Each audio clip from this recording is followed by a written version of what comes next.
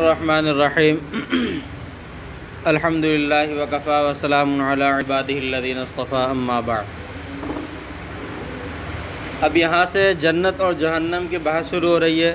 پہلے تو جنت اور جہنم کی حقیقت کو ثابت کیا جا رہا ہے، اس کے بعد پھر کہ یہ ابھی پیدا ہو چکی ہیں یا نہیں۔ والجنت حق والنار حق، فرماتے ہیں کہ جنت یہ بھی حق ہے، یعنی جنت بھی ثابت ہے، والنار اور جہنم بھی حق ہے اور ثابت ہے۔ کیسے ثابت ہیں؟ شارح فرماتے ہیں لأن الآیات والاحادیث الواردۃ فی اثباتہما، اس لیے کہ آیات اور احادیث جو کہ ان دونوں کے ثابت کرنے میں، ان دونوں کے اثبات کے اندر وارد ہوئی ہے، اشہر من ان تخفی، وہ بہت ہی زیادہ مشہور بھی ہیں، وَأَكْثَرُ مِنْ أَن تُحْصَى، اور بہت ہی زیادہ یعنی تعداد میں بھی بہت ہیں کہ ان کا شمار بھی مشکل ہے۔ اہل سنت والجماعت جو کہتے ہیں کہ جنت بھی حق ہے، جنت اور جہنم بھی حق ہے، یعنی یہ نہیں کہ انسان مر گیا، مر کر ختم، مٹی ہو گیا، بس اب آگے کوئی جہان نہیں ہے، نہیں بلکہ اگلا جہان بھی ہے۔ یہ دنیا دارالعمل ہے، اس کے بعد دارالجزا آئے گا۔ اصل بات یہ ہوتی ہے کہ یعنی کام کے بعد اس کی مزدوری دی جاتی ہے، کام کے بعد اس کا نتیجہ سامنے آتا ہے۔ ایسے ہی ہے نا، کام کے بعد اس کا نتیجہ سامنے آتا ہے۔ بندہ کام جب ہی کرتا ہے کہ جب اس کا کوئی نہ کوئی فائدہ ہو۔ اگر کام ایسے کرے کہ آگے اس کا کوئی فائدہ نہیں ہے تو دنیا کے اندر اعمال کا تو کوئی فائدہ نہیں ہے، دنیا تو دارالعمل ہے، دارالجزا نہیں۔ تو اس لیے یہ عقیدہ اسلام اور اہل اسلام کا اور ہر مذہب سماوی کے اندر یہ عقیدہ رہا ہے کہ مرنے کے بعد دنیا دارالعمل ہے، اور ایک نہ ایک دن مرنے کے بعد پھر قیامت قائم ہوگی، ایک نہ دن، اور پھر قیامت قائم ہونے کے بعد وہاں پر جزا ملے گی۔ تو اہل سنت والجماعت کی دلیل تو یہ وہ آیات اور احادیث ہیں جو اتنی زیادہ مشہور اور اتنی زیادہ تعداد میں ہیں۔ لیکن جن لوگوں نے جنت اور جہنم کے حق ہونے کا انکار کیا ہے، انہوں نے کچھ عقلیات سے، کچھ فلسفے سے جو ہے انہوں نے دلیلیں حاصل کی ہیں، یعنی ان کو پکڑا ہے۔ تمسک المنکرون، فلاسفہ جو ہے انہوں نے دلیل کس بات سے، منکرون مطلب یہ کہ جو انکار کرنے والے ہیں جنت اور جہنم کے، اور وہ فلاسفہ ہیں، انہوں نے دلیل حاصل کی ہے، انہوں نے دامن تھاما ہے بِأَنَّ الْجَنَّةَ، عقلیات سے۔ اور عقلیات، ہم لوگ اہل سنت والجماعت عقلیات کا انکار نہیں کرتے۔ شروع میں بتایا گیا تھا ہم عقلیات کو بھی لیتے ہیں، مگر جب کہ سمعیات کے خلاف نہ ہو، سمعیات کے خلاف نہ ہو۔ جو عقلیات سمعیات کے خلاف ہوں گی، نقلیات کے خلاف ہوں گی، ان کو ہم چھوڑ دیں گے۔ نقلیات اصل بنیاد ہوتی۔ تو انہوں نے کہا کہ بِأَنَّ الْجَنَّةَ مَوْصُوفَةٌ بِأَنَّ عَرْضُهَا كَعَرْضِ السَّمَاوَاتِ وَالْأَرْضِ، کہتے ہیں کہ جنت کی جو صفت بیان کی گئی ہے وہ یہ بیان کی گئی ہے، اللہ تبارک و تعالیٰ نے خود قرآن کریم بیان فرمایا کہ جنت کی چوڑائی اتنی ہے جتنی آسمان اور زمین کی چوڑائی ہے۔ جنت کی چوڑائی اتنی ہے جتنی آسمان اور زمین کی چوڑائی ہے۔ اب وہ یہ کہتے ہیں، اگر آپ یہ کہتے ہیں کہ جنت آسمان اور زمین کے درمیان میں ہے تو ظاہر سی بات ہے عقل اس کو مانے گی نہیں۔ کیوں نہیں مانے گی؟ کہ جس کی چوڑائی ہی اتنی ہے تو ہمیں تو کہیں ایسی نظر نہیں آتی، ہم بھی رہ رہے، ساری ہر چیزیں موجود ہیں، اور آپ کہہ رہے ہیں کہ جنت موجود ہے، جہنم موجود ہے۔ تو جنت اگر اس میں آ جائے تو اول تو جہنم کہاں جائے گی؟ دوسرا یہ کہ یہاں پر پھر کوئی اور چیز، کسی اور چیز کے آنے کی، کسی اور چیز کے سمانے کی جگہ ہی نہ بچنی چاہیے اگر جنت آسمان اور زمین کے درمیان میں ہے، ٹھیک ہے؟ کیونکہ اس کی تو چوڑائی آسمان اور زمین کے برابر ہے۔ وَهَذَا فِي عَالَمِ الْعَنَاصِرِ مَحَالٌ، اور یہ عالم عناصر یعنی دنیا وغیرہ کے اندر آسمان اور زمین کے درمیان، اس میں تو یہ محال ہے اتنی چوڑی چیز جب ایک چیز ہی آ جائے گی تو پھر باقی چیزیں کہاں جائیں گی، جبکہ ہم کیا بہت ساری چیزیں موجود ہیں دنیا کے۔ رہی بات کہ آپ یہ کہتے ہیں کہ عالم عناصر میں نے عالم افلاک کے اندر ہے، یعنی آسمانوں سے اوپر ہے جنت اور جہنم، تو کہتے ہیں اس صورت میں بھی یہ بات سمجھ میں نہیں آ سکتی، اس لیے کہ اس صورت میں ایک اور خرابی لازم آئے گی۔ وہ کیا خرابی؟ کہتے ہیں وفی عالم الافلاک، اور عالم افلاک کے اندر، او فی عالم آخر خارج عنہ، یا کسی اور عالم کے اندر، عالم افلاک میں بھی نہ ہو، کسی اور عالم کے اندر جو آسمان اور زمین کا جو حصہ ہے درمیانی، اس سے خارج ہو، یعنی عالم عناصر سے خارج ہو، ایسے کسی عالم کے اندر بھی اگر جنت و جہنم ہوتی ہے تو اس صورت میں بھی یہ محال ہے، اس لیے کہ اس صورت میں پھر جنت اور جہنم میں جانے کے لیے، جنت کی طرف جانے کے لیے آسمان کو پھاڑنا لازم آئے گا۔ آسمان کو، ایک چیز جب آسمان سے پار ہوگی تو آسمان پھٹے گا نا، وہ حصہ جس حصے سے وہ چیز پار ہو کے جا رہی ہے، گزر رہی ہے، تو ظاہر سی بات ہے ہم پانی میں کوئی چیز ڈالتے ہیں تو جو وہ چیز پانی کے جس حصے میں ہوتی ہے، یہ کہا جاتا ہے کہ اس نے اس حصے کو پھاڑا ہے۔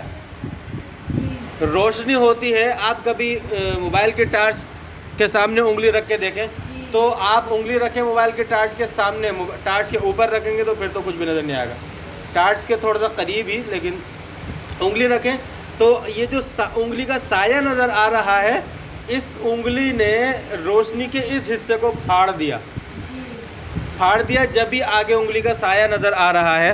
اگر اس نے پھاڑا نہیں ہوتا تو پھر انگلی سایہ آگے جا کر پھر جو ہے نظر یعنی روشنی پھر آگے جا کے نظر آ رہی ہوتی، انگلی کا سایہ نظر نہیں آتا۔ تو وہ کہتے ہیں کہ پار ہونے کے لیے آسمان کا پھاڑنا لازم آئے گا، اور جب کہ آسمان کے اندر خرق و التیام، یعنی آسمان پھٹے گا اور وہ بندہ جب کوئی گزرے گا تو پھر وہ دوبارہ مل جائے گا، اس کو کہتے ہیں خرق و التیام۔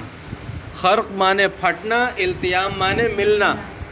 تو کہتے ہیں کہ اس صورت کے اندر تو خرق و آسمان کے اندر خرق و التیام لازم آئے گا، جو کہ جائز نہیں ہے۔ وہ ہوا باطل، یہ کیا ہے؟ آسمان کا خرق و التیام باطل ہے۔ کیوں باطل ہے؟ وہ کہتے ہیں کہ اگر آسمان پھٹے، اگر آسمان کے اندر خرق و التیام ہو، آسمان پھٹے، اول تو آسمان ایک عرض ہے، اس کے پھٹنا جو ہے ثابت نہیں ہے، اور اس کا پھٹنا جائز نہیں ہے، اور اگر محال ہے، اور اگر آسمان ہم یہ تسلیم کر بھی لیں اور مان بھی لیں کہ اس کے اندر خرق و التیام لازم آئے گا، تو اس صورت میں پھر جب آسمان پھٹے تو اوپر کی چیزیں نظر آنی چاہیے، اوپر کی چیزیں نظر آنی چاہیے، اوپر سے کوئی چیز گرنی چاہیے۔ پورا عالم ہے، پہلے آسمان پر، پھر دوسرے 7 آسمان پر عالم ہے، کوئی نہ کوئی چیز نظر آنی چاہیے، کوئی نہ کوئی چیز گرنی چاہیے، مگر ایسا بھی نہیں ہوتا۔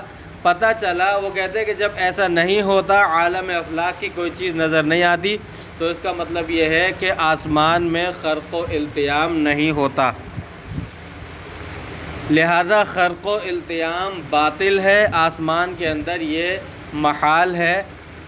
قلنا، شارح اس کا جواب دیتے ہیں، کہتے ہیں کہ ھذا مبنی علی اصلکم الفاسد، یہ تمہارے فاسد اصول پر مبنی ہے۔ آسمان میں خرق و التیام کا نہ ہونا یہ کس کے تمہارے فاسد اصول پر مبنی ہے۔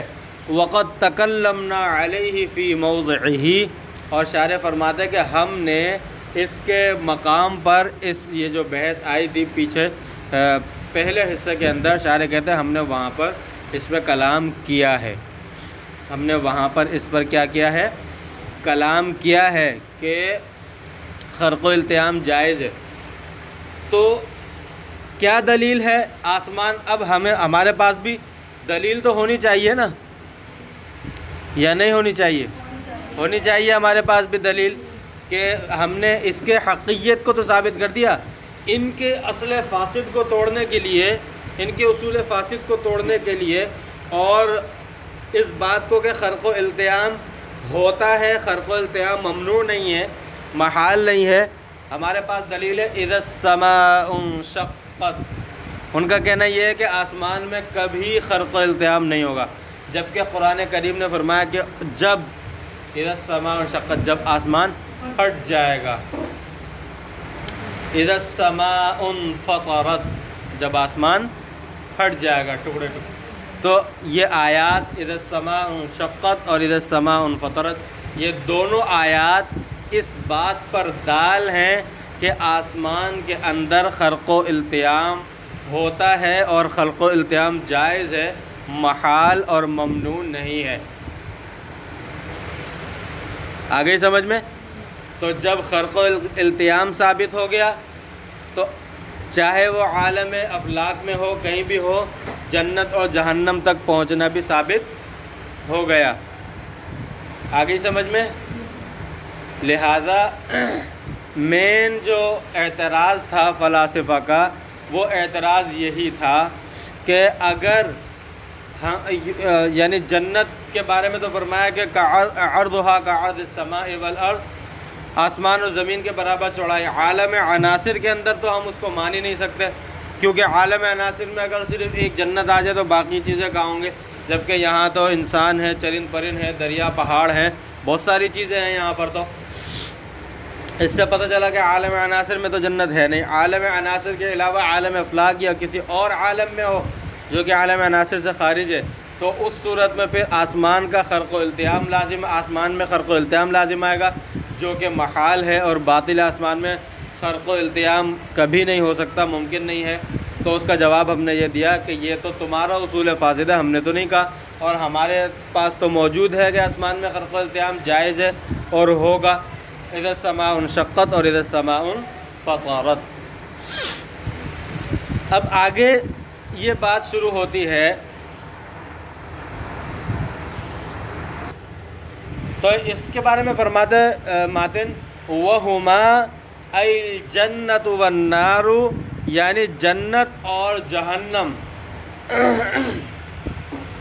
مخلوقتان الآن موجودتان، یہ دونوں ابھی پیدا ہو چکی ہیں اور اس وقت موجود ہیں۔ مخلوقتانی، پیدا ہو چکی ہیں دونوں، الآن موجودتانی، اور ابھی فی الوقت موجود بھی ہیں۔ تقریر و تاکید، الآن موجودتان، الآن شارح نے نکالا ہے، موجودتانی جو نکالا ہے مخلوقتانی کے بعد، یہ تاکید کے طور پر ماتن رحمۃ اللہ علیہ نے نکالا ہے۔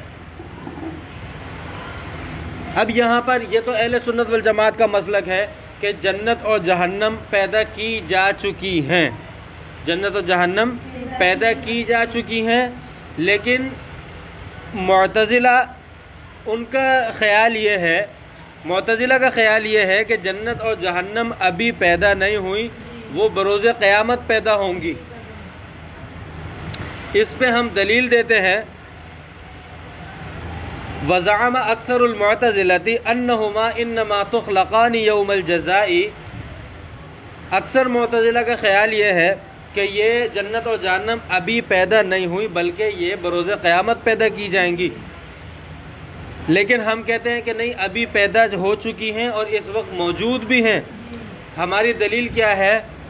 ہماری سب سے پہلی اور سب سے پکی اور غیر منقوص دلیل، وَلَنَا قِصَّةُ آدَمَ وَآدَمَ وَحَوَّاءَ وَإِسْكَانُهُمَا الْجَنَّةَ، ہماری دلیل حضرت آدم اور حضرت حوا علیہم السلام کا قصہ اور ان کا جنت میں رہنا۔ قرآن نے اس کو بیان فرمایا ہے، وَيَا آدَمُ اسْكُنْ أَنْتَ وَزَوْجُكَ الْجَنَّةَ وَكُلَا مِنْهَا رَغَدًا حَيْثُ شِئْتُمَا، بہت ہی واضح الفاظ ہیں۔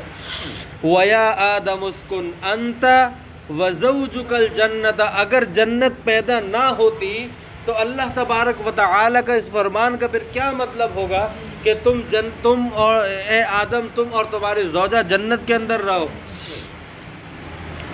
والآیات الظاہرۃ فی اعدادہما، اسی طرح وہ آیات جو جنت اور جہنم کی پیدائش اور ان کے موجود ہونے کے بیان میں ظاہر ہیں، مثلا اعدت للمتقین، جنت کے بارے میں اللہ تعالیٰ نے فرمایا کہ جو متقین کے لیے تیار کی گئی ہے، اور جہنم کے بارے میں اللہ تعالیٰ نے فرمایا اعدت للکافرین، کہ جو کافرین کے لیے، کفار کے لیے تیار کی گئی ہے۔ جب ہم نے یہ دلیل پیش کی اعدت للمتقین اعدت للکافرین، تو اس پر معتزلہ نے کہا کہ نہیں،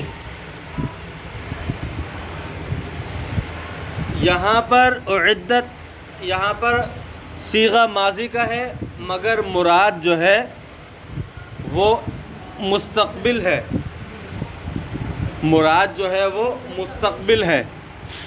وہ دلیل دیتے ہیں، وہ کہتے ہیں کہ کیونکہ اللہ تبارک و تعالیٰ کا خود فرمان ہے تِلْكَ الدَّارُ الْآخِرَةُ نَجْعَلُهَا لِلَّذِينَ لَا يُرِيدُونَ عُلُوًّا فِي الْأَرْضِ وَلَا فَسَادًا، کہ یہ دار آخرت یہ ہم ان لوگوں کے لیے جو زمین کے اندر بلندی اور فتنہ و فساد نہیں چاہتے، ان لوگوں کے لیے ہم اس کو بنائیں گے، یعنی دار آخرت ان لوگوں کو ملے گا، جنت ان لوگوں کو۔ وہ کہتے ہیں کہ نجعلھا، یہ اس بات پر دلیل ہے کہ ابھی نہیں بنایا، ابھی تیار نہیں ہوئی، بلکہ یہ بعد میں تیار ہوگی، لہذا اس لیے اعدت کے اندر صیغہ ماضی ہے لیکن مراد اس سے مستقبل ہے۔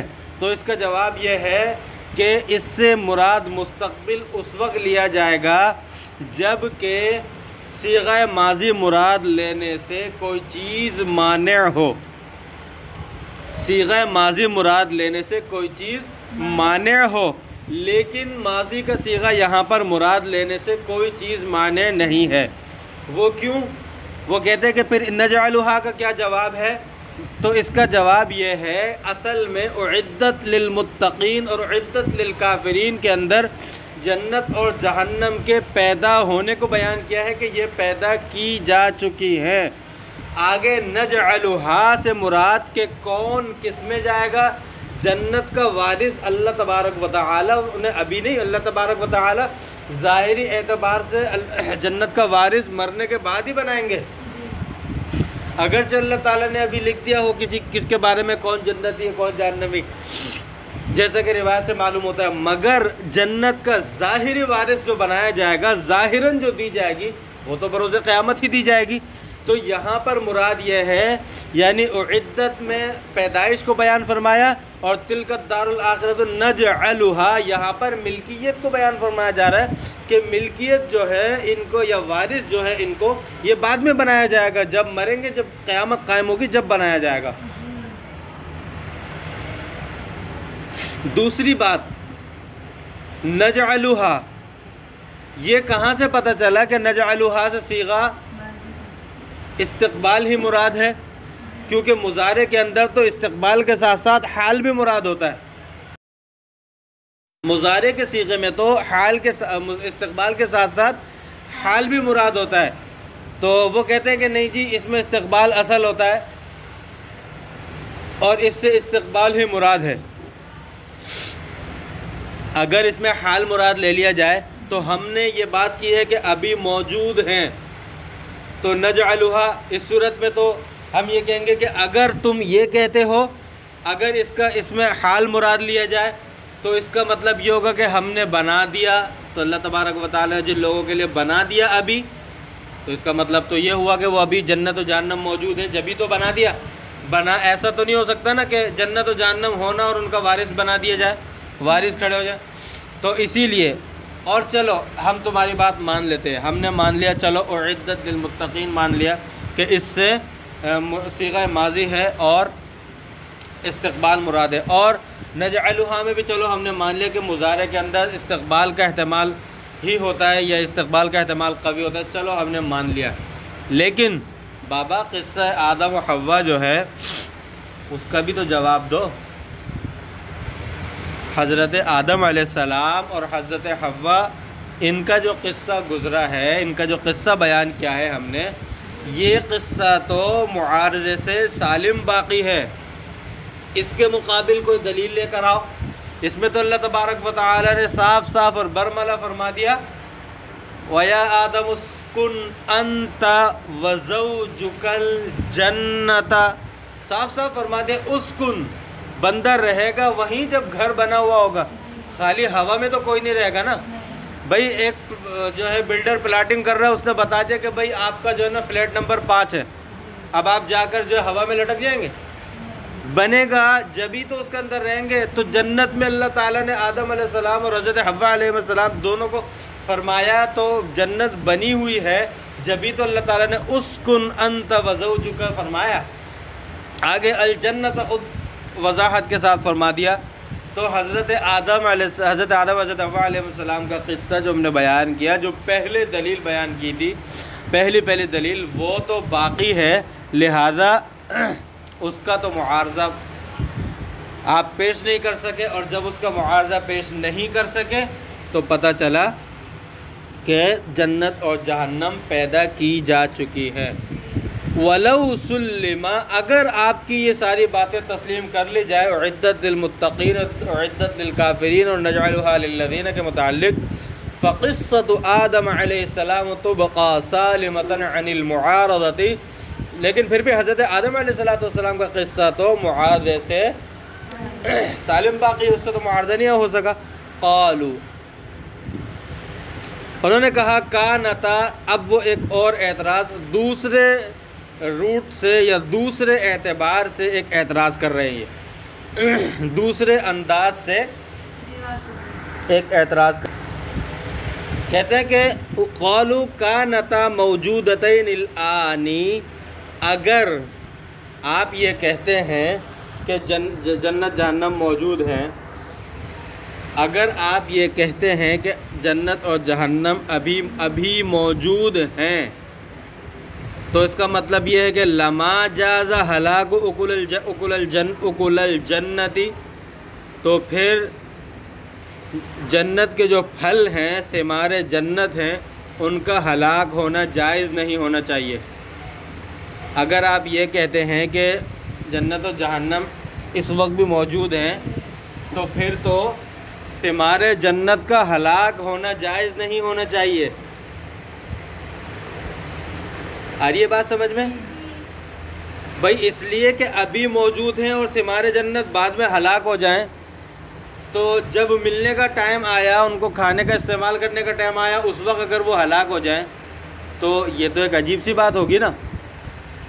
اور اللہ کا قول، اللہ تبارک و تعالیٰ کا فرمان بھی اس بات پر دال ہے کہ اس کے پھل جو ہے ہلاک نہیں ہوں گے۔ وہ کیا؟ لقولہ تعالیٰ، اللہ تبارک و تعالیٰ قول اکلھا دائم، کہ اس کے پھل ہمیشہ رہیں گے، دوام، اس کے پھل کو دوام حاصل ہے، اس کے پھل کو دوام حاصل ہے۔ یعنی کہنے کا مطلب یہ ہے کہ جنت اور جہنم ابھی اگر موجود ہیں تو جنت کے پھلوں پھر اس بات کے لیے، یعنی اس وقت موجود ہیں، اس کے لیے یہ بات لازم ہے کہ اس کے پھلوں پر ہلاکت طاری نہ ہو، اس کے پھلوں پر ہلاکت طاری نہ ہو، ثمار جنت پر ہلاکت طاری نہ ہو۔ سمجھ میں آ رہی ہے بات یا نہیں؟ اگر زیادہ ہو رہی ہے تو روک دیتے ہیں، کوئی مسئلہ نہیں۔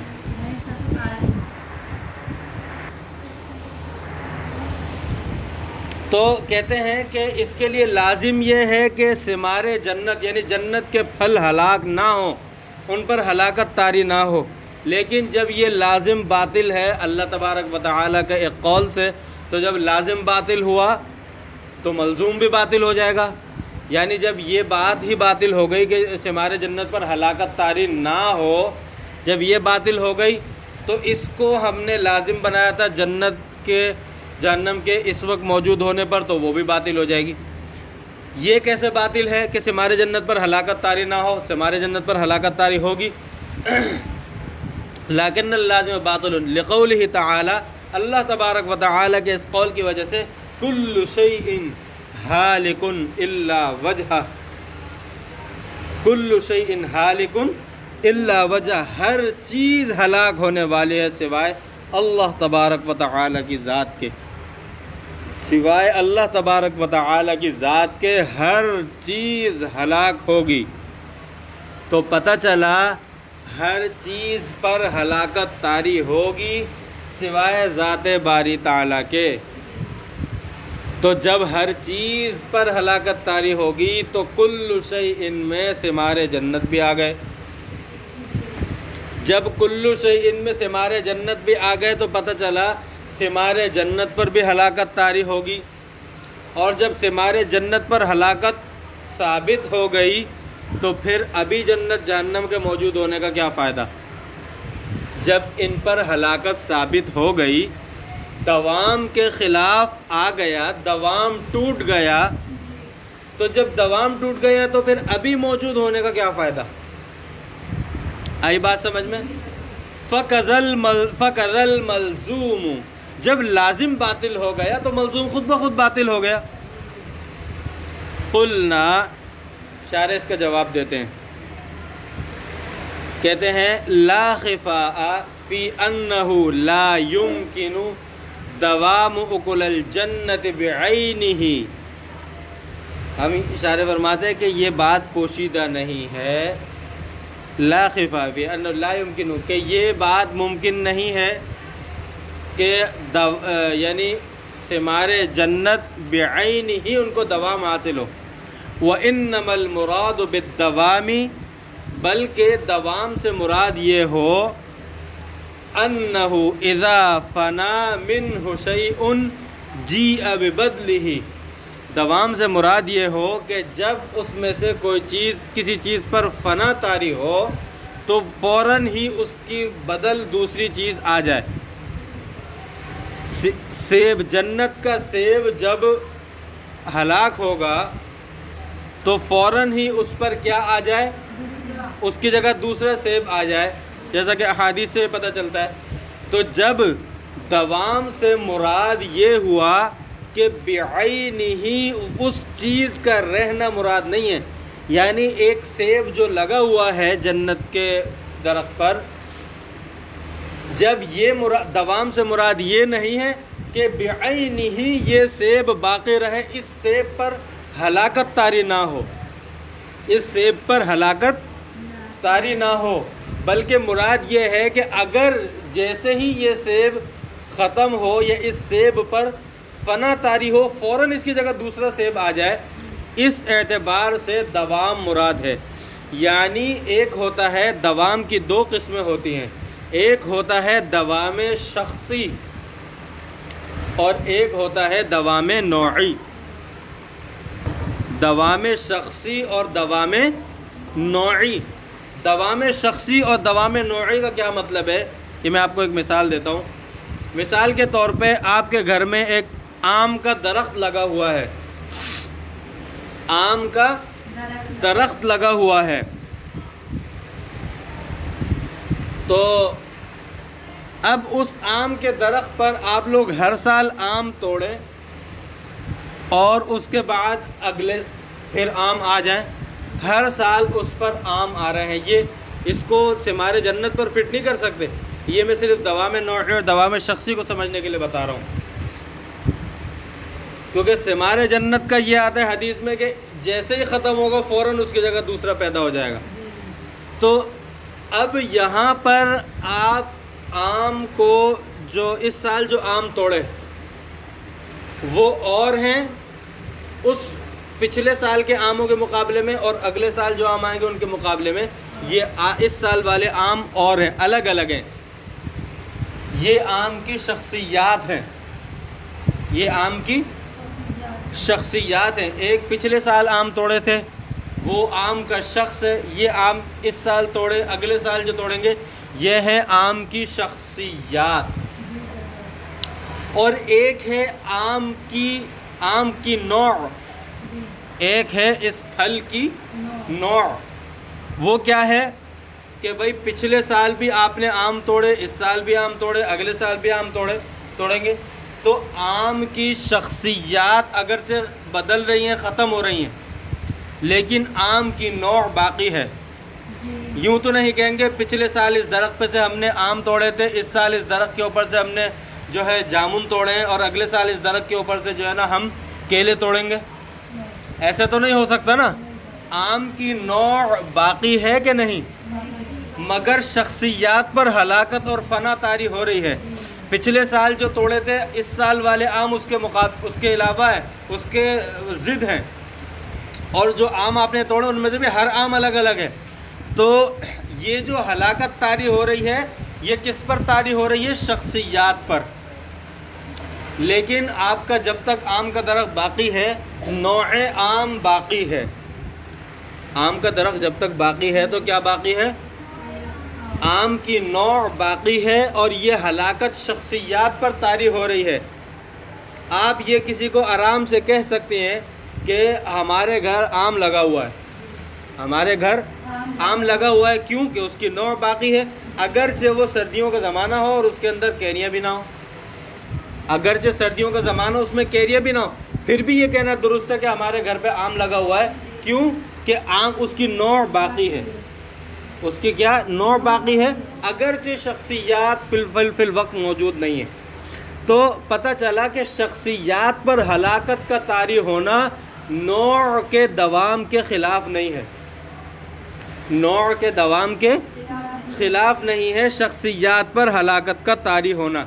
لہذا جس طرح نوع کا دوام آپ سردیوں میں بھی ایسے زمانے میں جس میں آم کے پھول بھی نہیں نکلتے، اس وقت بھی آپ کا یہ کہنا درست ہوگا کہ ہمارے گھر پر آم لگا ہوا ہے. کیوں کہنا درست ہوگا؟ کیونکہ نوع اس کی نوع باقی ہے.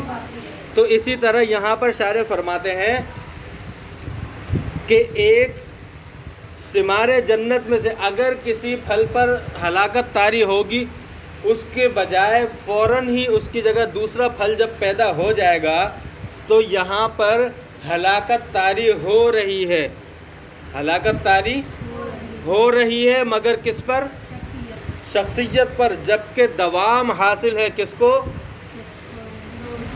نوع کو دوام حاصل ہے. پتہ چلا اکلھا دائم کے اندر جو مراد ہے وہ ثمار جنت کی نوع کا دوام مراد ہے. اور کل شیء ہالک الا وجہ کے تحت جو آتا ہے وہ کیا آتا ہے؟ شخصیات کی ہلاکت آتی ہے. اور شخصیات کی ہلاکت ہم نے ثابت کر دی کہ شخصیات کی ہلاکت دوام نوع کے خلاف نہیں. آئی سمجھ میں؟ اچھی طرح آ گئی. دوسری بات، دوسرا جواب یہ ہے کہ وَهَذَا لَا يُنَافِي الْهَلَاكِ لَحْظَةً عَلَىٰ أَنَّ الْهَلَاكَ لَا يَسْتَلْزِمُ الْفَنَاءَ بَلْ يَكْفِي الْخُرُوجَ. تو لہذا یہ یعنی چند لمحوں کے لیے ہلاکت یعنی دوام نوعی، چند لمحوں کی جو ہلاکت ہوگی اس کے خلاف نہیں، اور ہلاکت بھی ثابت ہو گئی. کل شیء ہالک میں مراد ہلاکت شخصیات کی ہے. دوسرا جواب یہ ہے، ایک اور دوسرا جواب، کہ ہلاکت کے لیے فنا ہونا ضروری نہیں. ہلاکت کے لیے فنا ہونا ضروری نہیں، بلکہ ہلاکت کے لیے اتنی بات بھی کافی ہے کہ استعمال کے قابل نہ رہے، استعمال کے قابل نہ رہے. بات آئی سمجھ میں؟ میں آپ کو ایک مثال دیتا ہوں آسان سی، پھر آپ کو اچھی طرح سمجھ میں آئے گی. آپ کے پاس ایک موبائل ہے، آپ نے موبائل کا استعمال، آپ موبائل استعمال کریں، لیکن آپ کا موبائل ڈیڈ ہو گیا، جسے موبائل والوں کے سافٹ ویئر والوں کی زبان میں کہتے ہیں ڈیڈ ہونا. اب یہ آپ استعمال نہیں کر سکتی، ٹھیک ہے؟ اب بتائیں، وہ کہہ رہے ہیں موبائل ڈیڈ ہو گیا. ڈیڈ مطلب مرنا، ختم. وہ کیا کہہ رہا ہے؟ موبائل ختم ہو گیا، ڈیڈ ہو گیا، لیکن موبائل آپ کے ہاتھ میں موجود ہے. یعنی ہلاکت موبائل پر طاری ہو گئی. وہ کہہ رہا ہے کہ یہ ڈیڈ ہو گیا، اس پر یہ ہلاک ہو گیا، اس پر ہلاکت طاری ہو گئی. جبکہ آپ اس کو اگر یہ کہیں کہ بھائی موبائل میرے ہاتھ میں موجود ہے، ڈیڈ کیسے ہو گیا، ہلاک اس پر کہاں سے ہلاکت طاری ہو گئی؟ آپ یہ کہیں گے نہیں، کیونکہ آپ تو اہل سنت والجماعت میں سے ہیں نا، معتزلہ میں سے تھوڑی. تو ہلاکت کے لیے فنا ہونا، ہاں موبائل جب قابل استعمال تھا اس وقت کوئی کہہ نہیں سکتا تھا کہ اس پر ہلاکت طاری ہو گئی. ابھی موبائل کا سیٹ میرے ہاتھ میں موجود ہے، آپ کے ہاتھ میں موبائل کا سیٹ موجود ہے، لیکن استعمال نہیں کر سکتے. کیا نہیں کر سکتے؟ قابل استعمال نہیں ہے. بس یہ صرف اتنا فائدہ دے سکتا ہے کہ غصے میں کسی کے سر پہ مار دیا جائے. یعنی یہ جس استعمال کے لیے اس کا جو استعمال ہے یہ اپنے استعمال کے قابل نہیں رہا. صحیح ہے؟ اس سے کینچ کھیل لیں وہ الگ بات ہے. تو جب یہ استعمال کے قابل نہیں رہا لیکن پھر بھی سافٹ ویئر والا، موبائل سافٹ ویئر والا کہہ رہا ہے کہ یہ ڈیڈ ہو چکا ہے، یعنی ہلاک ہو چکا. پتہ چلا ہلاکت کے لیے فنا ہونا لازم نہیں، بلکہ قابل استعمال نہ ہونا بھی ہلاکت کو ثابت کر دے گا. پتہ چلا اکلھا دائم اور کل شیء ہالک الا وجہ، اس میں کوئی منافات اور کوئی معارضہ نہیں. سمجھ میں آ گئی؟ کل شیء ہالک میں مراد یہ ہے کہ تھوڑی دیر کے لیے قابل استعمال نہیں رہیں گے ثمار جنت، مگر باقی رہیں گے. شخصیات بھی باقی رہیں گی. اس دوسرے جواب کے اندر تو نوع کے دوام کے علاوہ شخصیات کا دوام بھی باقی رہے گا، مگر قابل استعمال نہیں رہے گا. آیا دوسرا جواب سمجھ میں؟ ان الہلاک لا یستلزم کے لیے دوسرا جواب یہ کہ ہلاکت کے لیے فنا ہونا لازم نہیں، بل یکفی الخروج عن الانتفاع به، بلکہ صرف انتفاع یعنی فائدہ اٹھانے سے خروج عن الانتفاع کافی ہے. یعنی قابل استعمال نہ ہو اتنا ہی صرف کافی ہے، ہلاکت کے لیے فنا مستلزم نہیں.